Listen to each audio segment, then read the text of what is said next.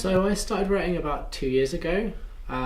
Shortly before that I had started singing and playing the ukulele, and then I started playing guitar just over 2 years ago to sort of back the music that I was writing at the time, and now I've written about 30 original songs.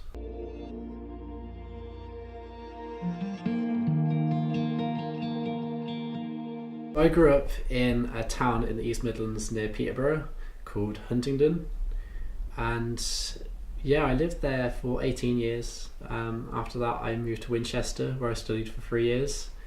I now live in Southampton as of end of November, and I'll be moving to Andover in mid-December.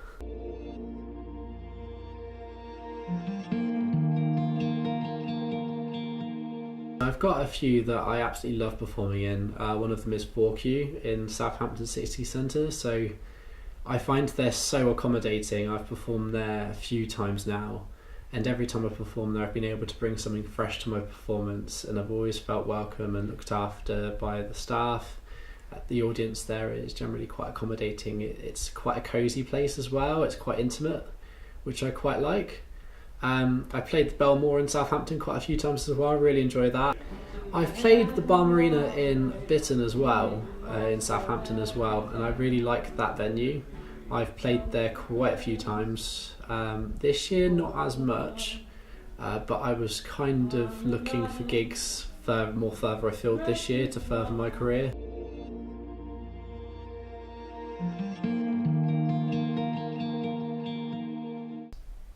The Song of Sunset is quite a personal one to me. It was the 5th song I ever wrote, and it was kind of as I was starting to refine my writing ability a little bit more and really find the best way of forming structures of songs. It's very raw. It's a very personal song. It's a lot about a very rough time I was going through, where I'd experienced quite a bit of pain, quite a bit of loss in a very short space of time. I wrote the song on reflection because I just couldn't write at the time. Eternity was yours. I cherish every touch, but I fear that you'll be gone. So hold on to the sunset until the sun begins to rise. We'll give it all we've got until we're out of time. So I looked back on the song. I sort of looked at it 2 years later. It was still hard to write because of the subject content.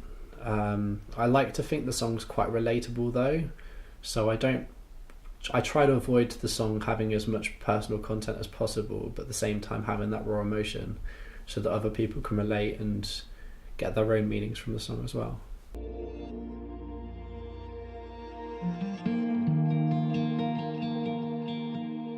So I've got some musicians which are brilliant in my life that I can get along with, like House on Fire. We book each other gigs.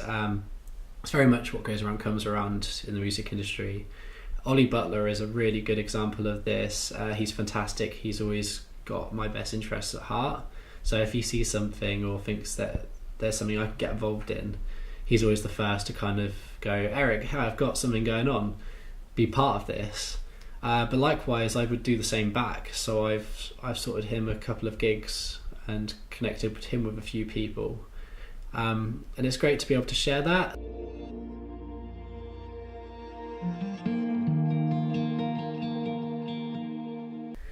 Yeah, I think every musician does. It's tough when you put in a lot of work, and sometimes, because I must admit I'm somebody that doesn't always appreciate how far I've come, so I'm very self-critical to the point where sometimes I'll just wear myself down.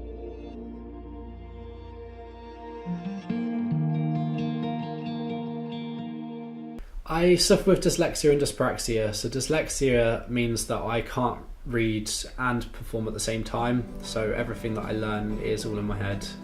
The dyspraxia has made the guitar learning a little bit tricky, but everyone's got things that they've got to get past.